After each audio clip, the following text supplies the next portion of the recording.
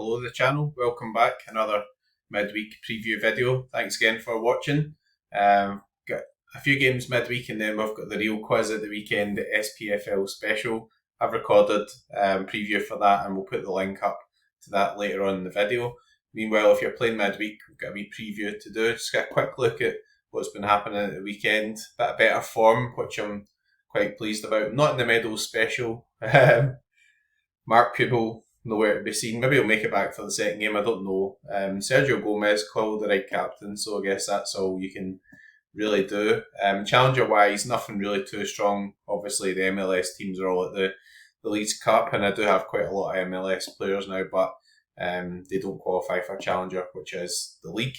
Contender wise, wee bit better, nothing absolutely huge, but getting this team promoted is quite good. Quite like to have some D1s back with Celtic coming back. Obviously all my cards are big in the SPFL special, but having some D1s pretty good. Might get some boxes. They're not quite as good now as they will be, obviously. Once they're updated next weekend, the contender boxes are now the same as the challenger ones. Under 23 rares in play, so Balaguisha is just about to start, so very nice to get a performance from him. CJ Dos Santos started, so that's kind of interesting. Miami giving him a chance. I actually think he's a good young goalkeeper, so we'll see how that pans out.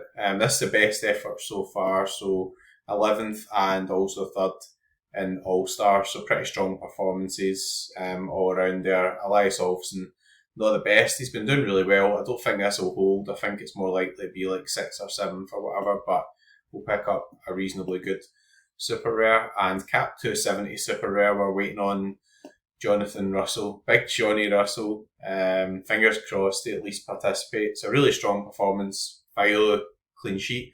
Facundo Torres nailed the captain choice. Zimmerman scored. Shame they conceded later on. And quite high up on cap 240 super rare. I don't think Miranda will feature in the second game. Probably be Gutierrez now that Spain have won. But never know, if it comes on and gets decisive, could improve that. But won't improve the cash because obviously it's just the target which we've hit, and I'm delighted about that. That will start repaying all the money I've been spending on Celtic cards. Anyway, moving on, let's do the preview for midweek. So we have got some good games covered here. We've got Midtjylland, who just been reminted again recently as well. Nice to see them back. Quite a popular team there as well. So expected team goals of 3.62 is really, really high. You need 1-3-0 away from home. I guess the most difficult thing will be, will they rotate any? So we're keeping an eye on the previews or any information on that. Obviously, I'm recording this on Sunday, which is like effectively 2 days before the deadline. So a lot of the previews and everything aren't actually updated yet. We've got Copenhagen against the Magpies, who are literally a pub team. So, I might be looking to get maybe my Jordan Larson, etc. in there, although he has started in the league today. So that's quite interesting to see what's happening there. Again, it could be a chance to maybe play some guys who don't usually play. You would imagine that with Midtjylland and Copenhagen winning by a few away from home, they'll rotate a little. Got Brøndby against a team that I am not even trying to pronounce. Not even if I had Guinness, although I'll probably pronounce it better. Expected 3 team goals and 58% clean sheet percentage. So, all over 90% win percentage, high clean sheet percentages as well. Alianza Lima is an interesting one. They're not licensed, but do have a few players kicking about. Fenerbahce probably a main one. So that's on Tuesday night, I think, against Lugano. Won quite well away from home, but I don't think there'll be much messing about there. I mean, away goals doesn't count in Europe anymore, and it's to get in the Champions League. I think Mourinho will go pretty strong there. They're not playing at the weekend or anything just now because the league's not back, so I'd imagine it'll be full steam ahead, and I would think there'll be a few goals. Rapid Vienna also beat Wisla last game, so you would think they'll get a result at home. Fenerbahce don't think really have many minted players. Austria Vienna against Tampere Ilves, never heard of them before. I think that's a pretty good fixture for them as well. 2 expected team goals. Looks a bit lower in terms of clean sheet percentage than I would expected, but there we go. We've got Ajax against Vojvodina. I think that's their full name. Ajax struggled a wee bit against them at home. Obviously got to go away from home now. But you would expect Ajax to go through, but they've been in a bit of a transition between managers and players and people coming and going, and even Satalo said, "Oh, Ajax try to sell me," and I'm still trying to say so. That type of stuff. Nothing else really standing out. I mean, Boca Juniors are quite liking. They've just signed Augustin Martigani, who's a guy who I've held for a long time actually. Pretty pleased with that. I hope he nails a place. Be nice if he gets on sets and things because that's one of the things he's pretty good at, to be honest. So let's have a look and see what the script is. Now, we don't have a medals special, so it's kind of like just back on your standard, like under 23s, etc., etc. So let's focus on what we know best, and we'll do the 23s first. So I don't even think Inter Miami have a game in the Leagues Cup, so that's a shame. Probably not going to be playing the Super Rare version. If CJ Dos Santos was playing, then could have been tempting. Under 23s goalkeeper Kakubo has been really good. Proper impressed with him this tournament. He's 2 clean sheets. I think Japan still will they mess about there? I don't know. I guess Patrick Schulte is pretty nailed because USA need a result. So I'm kind of tempted to play Kakubo, but it's not the actual Olympics. It's just your standard under 23s. Although rewards are actually pretty good. Got a star up top, which is quite good. Yeah, in fairness, I think I'm going to avoid Kakubo. He's done really well, but Japan have won both their games, so I think I'm going to stick with Patrick Schulte here. Not be pairing Zimmerman with him because he's a bit overaged. Just a bit. Who are we going to go in defence? So Eric Noriega is an interesting one. This is a guy I've held for a while. Oh, just doing a bit of plug for Predictor Fire there. That was an accident actually. So again, Ohata, yeah, Israel have not been great, but again they could rotate. Eric Noriega could be a good shout for sure. Did he miss the last game? Best not play him because he came on and he got sent off. So maybe sticking with French again. Adam Gabriel's an interesting one for Michelin. So you've got a pretty good home game. I don't think Lee Hambum will play. He's just not really got any sort of real minutes at all. So I think I'm going to stick with Wrench unless I see any other sort of news. I mean, I think defensively he's still pretty good, and still think that it's quite a favourable game for Ajax overall, though it's away from home, so I guess could be tough. Argentina need a result again, so I think they'll be going pretty strong. So I think that really leads me into Thiago Almada, who was excellent last time. Ukraine are still in with a shout, but yeah, I mean they really need a result, I suppose, but they don't look that good, to be perfectly honest. So there we go. Up front's going to be a more difficult one. So we've got Koki Saito, I'm not sure where he'll play. Might err on Ryan Aguirre here, another guy who's signed for Boca Juniors as well. We have Logan Farrington, which is quite interesting. Could play him against Suarez. I wonder if we've got a Dallas lineup up yet. Maybe not.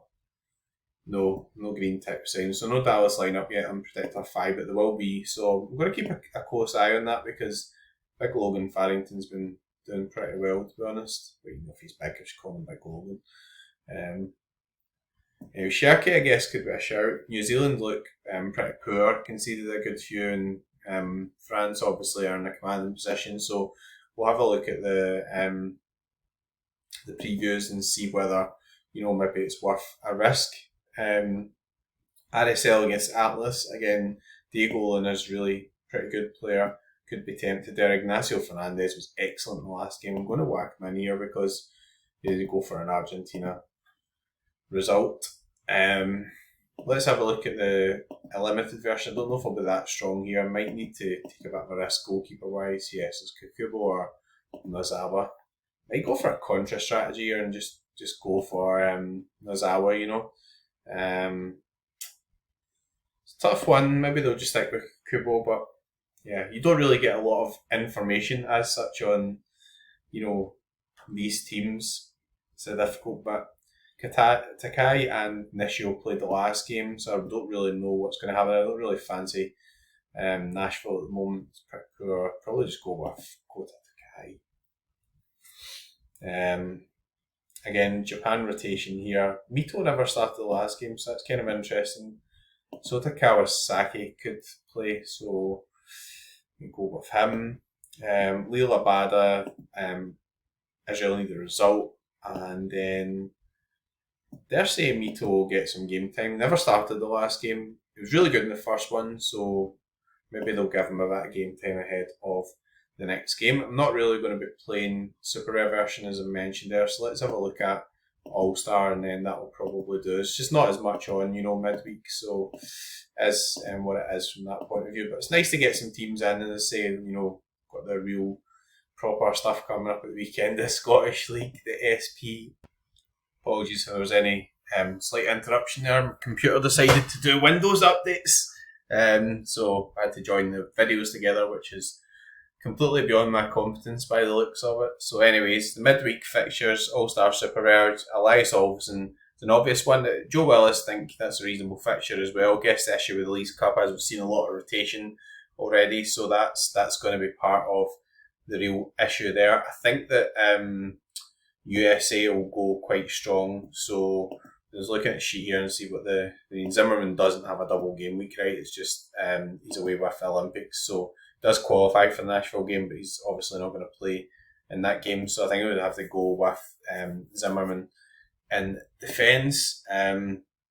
Midfield wise, so we've got Riku Puig as a option, etc. here, which is quite nice. Again, I'm not sure I really trust the Leagues Cup so much. I think I'll probably go with the Fenerbahce double in here.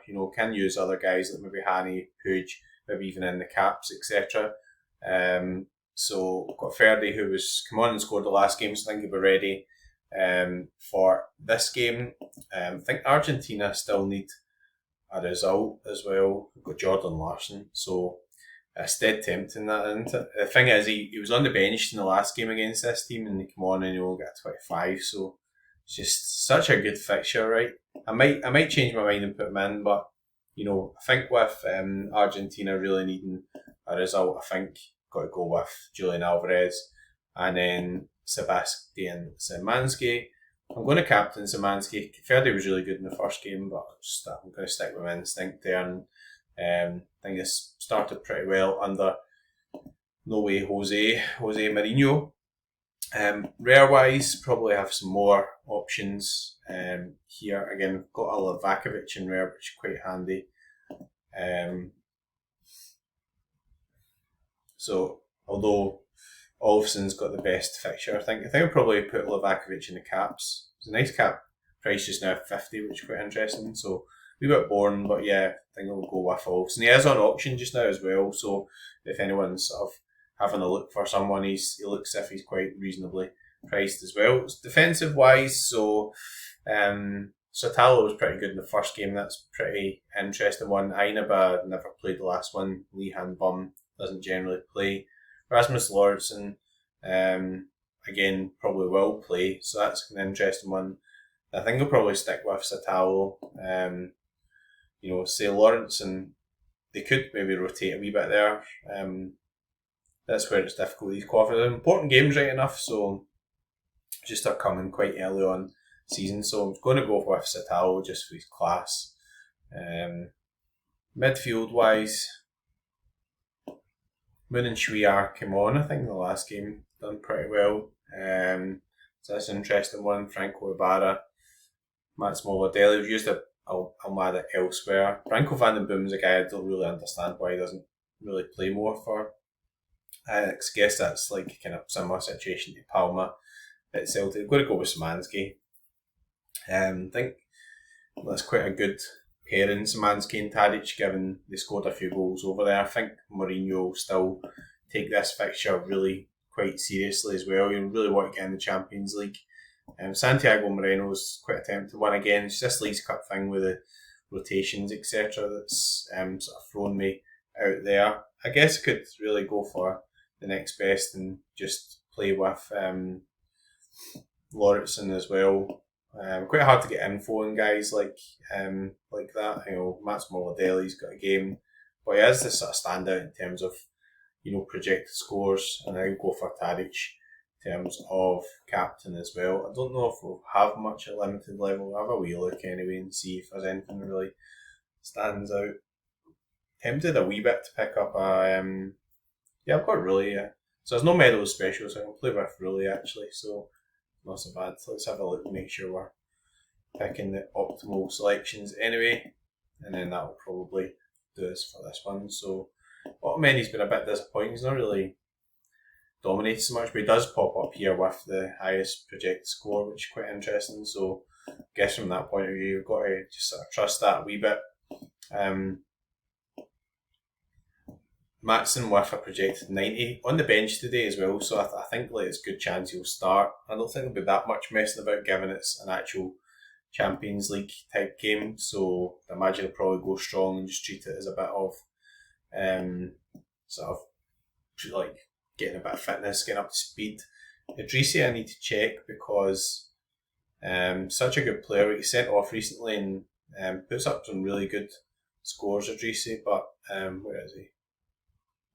Yeah, it won't be suspended for this, I don't think. So playing against a MLS type defence, I think he'll probably come back in. And I think you've got to go with Mohamed El Yunusi as well.